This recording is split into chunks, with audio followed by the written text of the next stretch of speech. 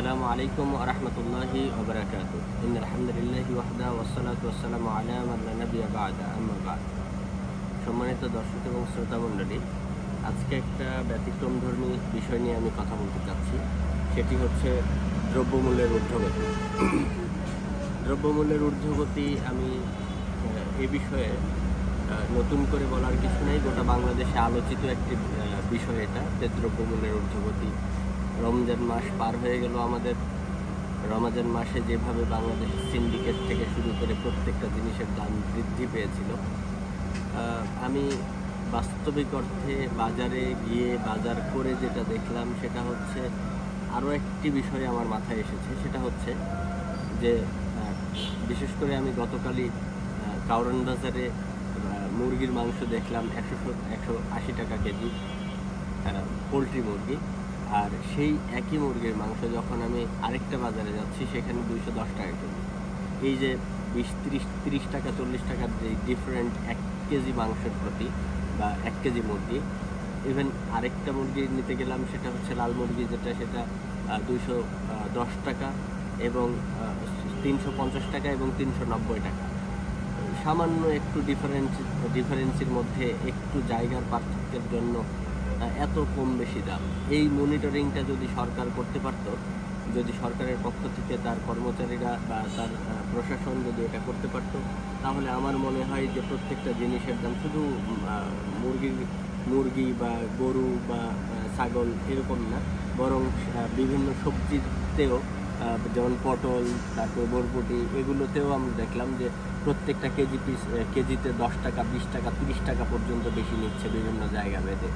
তো একটা জিনিস উৎপাদন হওয়ার পরে শুধু হাত বদলের হওয়ার কারণে দামের এই তারতম্য হচ্ছে। তো একজন মানুষ কেনার পর থেকে আরেক জায়গায় বিক্রি করতে গেলে কত টাকা লাভ করতে পারবে, সেটারও একটা নির্দিষ্ট একটা রেখা থাকা উচিত বা নির্দিষ্ট একটা সীমানা থাকা উচিত, যে এত টাকার বেশি লাভ করতে পারবে না।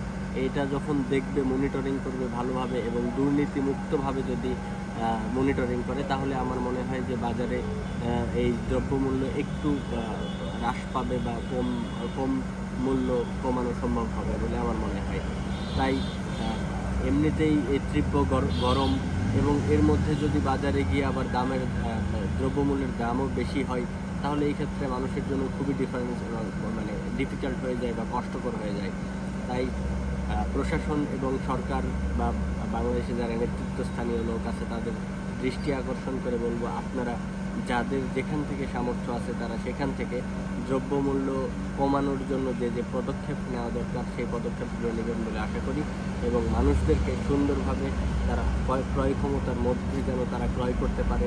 দ্রব্যমূল্য নিয়ে আরও বিস্তারিত কথা বলবো ইনশাআল্লাহ, কিন্তু এই দ্রব্যমূল্যর ঊর্ধ্বগতি ঠেকানোর জন্য আমাদের কী করণীয়, বর্জনীয় কী সরকারের পদক্ষেপ কী নেওয়া উচিত, এগুলো নিয়ে আমাদের আলোচনা হওয়া উচিত।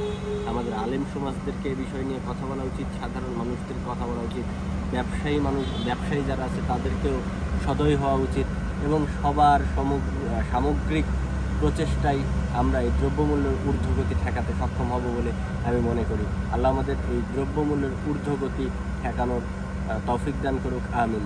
এই দাবি আল্লাহ রাব্বুল আলামিনের কাছে রাখছি, এবং মানুষকে যেন এই শুভবুদ্ধি আল্লাহ রাব্বুল আলামিন দান করেন, যে মানুষকে কষ্ট দিয়ে বেশি মূল্য ছিনিয়ে নিয়ে এটা দিয়ে খুব বেশি লাভবান হওয়ার যৌক্তিকতা নেই, বা নিজে ভালো থাকার মধ্যেই যে শুধু ভালো সেটা নয়, বরং আমরা সবাইকে নিয়ে যেন ভালো থাকতে পারি।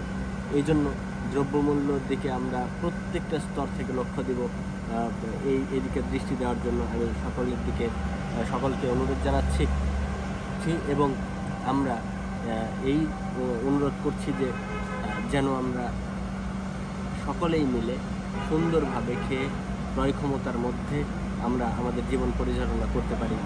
এই দাবি, এই চিন্তা ভাবনা আমাদের সকলেরই করতে হবে। আসসালামু আলাইকুম ওয়া রাহমাতুল্লাহি।